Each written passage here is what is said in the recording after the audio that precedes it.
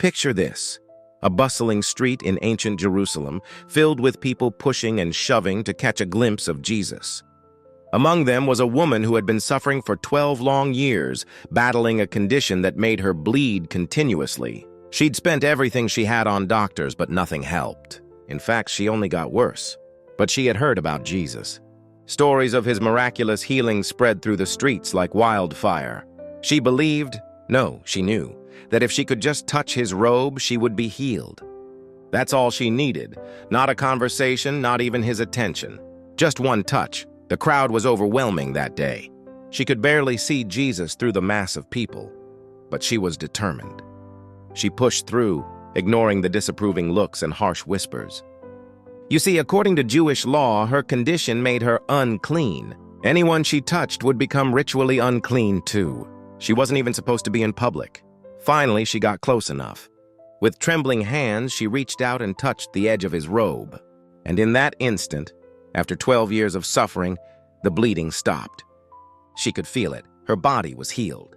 But then something unexpected happened. Jesus stopped walking. "Who touched me?" he asked. His disciples were confused. People were pressing against him from all sides. How could he ask who touched him? But Jesus knew. He felt power leave him. The woman, trembling with fear, fell at his feet.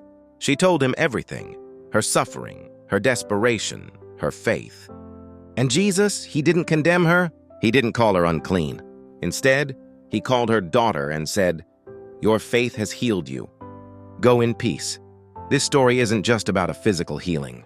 It's about the courage to reach out when society says you shouldn't. It's about believing when everything seems hopeless. And most importantly, it's about how Jesus responds to our desperate acts of faith, not with judgment, but with compassion and love. Think about it.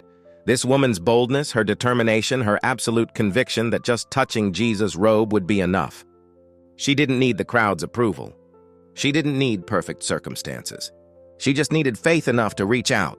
And that's the beautiful message for all of us today. Sometimes healing begins with just one touch, one moment of courage, one act of faith.